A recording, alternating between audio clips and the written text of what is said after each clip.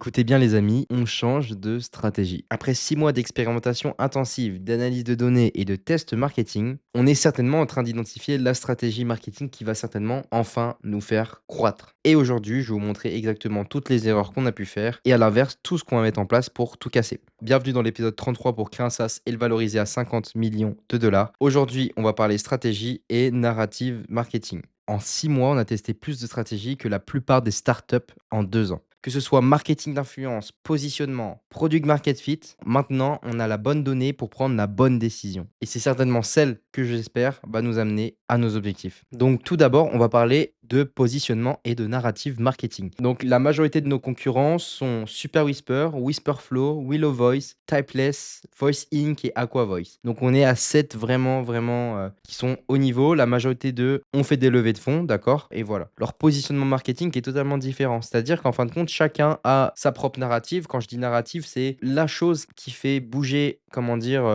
d'un user à un client, c'est-à-dire la chose qui va donner une raison d'utiliser cet outil et non pas un autre, d'accord. On pourra faire un cours entier sur ça si vous voulez. Mais du coup, c'est hyper intéressant parce qu'en fin de compte, on a des concurrents qui vont plus opter sur la vitesse et qui vont surtout marketer sur la vitesse, même si la majorité des outils ont la même vitesse, mais d'autres qui vont surtout marcher pour les gens qui aiment la vitesse et qui vont aussi kiffer la technique et pouvoir customiser au maximum. Il y en a d'autres qui vont être plus simplification, etc. Donc vraiment mass market, mass market. Et d'autres vont parler bien d'autres choses. Et il y a un point qui est super important et qui n'est pas encore pris par la majorité de nos concurrents, c'est la personnalisation. Ok, je vous explique. On était sur une niche qui était énorme, d'accord. Évidemment, il y a 1% du marché qui est éduqué sincèrement pour le speech to text. On était sur un marché où on s'intéressait aux étudiants, on s'adressait aux entrepreneurs, freelance, tout de A à Z. En fin de compte, c'était le bordel. Donc, je dis pas qu'il faut se nicher évidemment sur un truc parce que la majorité quand même des personnes qui utilisent des speech to text, c'est pour être plus productif et souvent c'est des personnes qui travaillent sur l'ordinateur. Mais par contre, on peut jouer sur une narrative qui va leur sembler tous intéressant pour ne pas perdre de portion de marché. Et voilà. Donc, en gros, cette narrative, la majorité de nos concurrents ne jouent pas dessus. C'est un point super important avec cette transition IA. C'est que la majorité des gens utilisent l'IA mais ne veulent pas l'avouer qu'ils l'utilisent. Que ce soit pour des mails, que ce soit pour des messages, des recherches, tout de A à Z. Il y en a évidemment qui sont ouverts, mais la majorité ne veulent pas avouer. Et même la majorité change. Par exemple, je vous prends l'exemple d'un mail.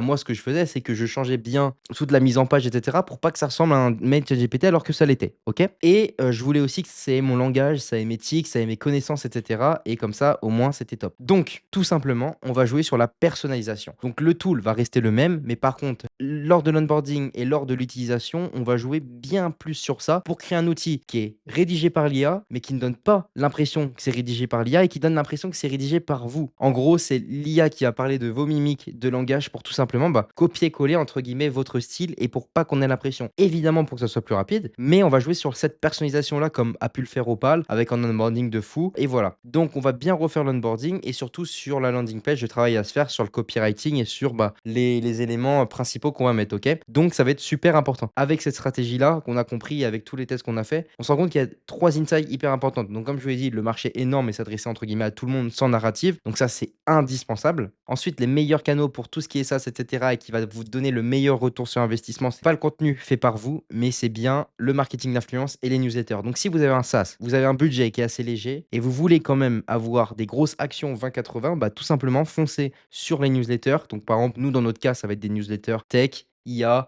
business, etc.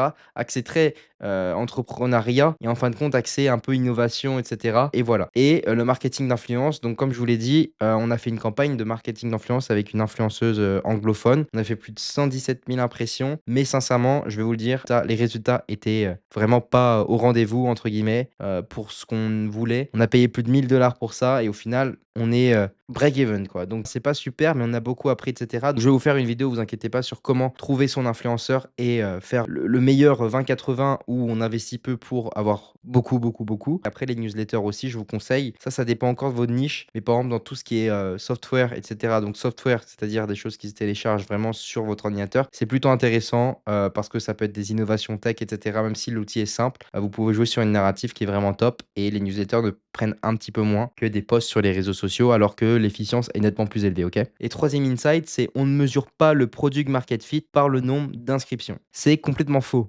Vraiment, l'insight important qu'on veut vraiment mettre en place, et cetera, avec la majorité des SaaS que j'ai écouté dans un podcast, c'est que tout simplement, le vrai product market fit, il se mesure par la rétention de votre utilisateur sur votre SaaS, OK? Si 40 reviennent après 2 semaines, là, vous avez enfin votre product market fit. C'est pas tout simplement, le fait d'avoir des sign-up parce que on pourrait être super content d'avoir des sign-up et cetera, mais tant que l'argent rentre pas et tant qu'on n'a pas des mecs qui payent les liens Stripe, ça ne veut pas dire qu'on a un produit market fit et tant que les free versions, par exemple dans notre cas, n'utilisent pas l'outil plus de 2 semaines et que la majorité, là, 40 comme je vous l'ai dit, reviennent, on n'a pas de produit market fit. Il faut être dur pour ça. Il faut arrêter de croire que tout simplement, le produit market fit, vous l'avez, directement, dès que vous avez quelques téléchargements. Les mecs s'en foutent, ils téléchargent peut-être par curiosité parce que peut-être ils vous connaissent. Il y a plein de causes dans lesquelles, en fin de compte, on est en train de se tromper sur ça. Donc hyper, hyper important. Et dernière chose hyper importante, c'est que, OK, il faut suivre, les clients, les potentiels features des clients et cetera. N'oubliez pas la chose la plus importante, c'est tout simplement de créer un outil qui est vous. Vous êtes founder pour rien, vous n'êtes pas founder pour rien, on n'est pas founder pour rien et en fin de compte, on veut créer un outil qui nous ressemble et qui, à notre avis personnel, sert vraiment à un potentiel client, OK?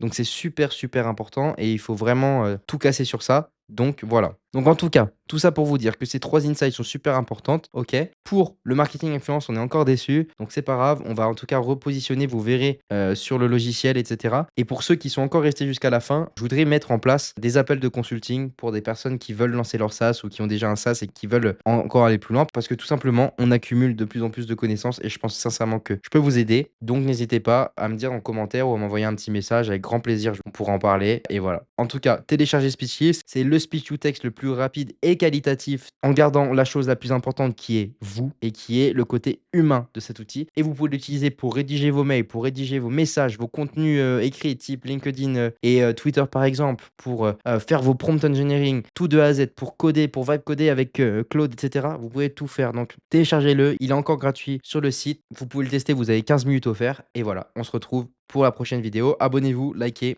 et je vous fais des bisous. Ciao.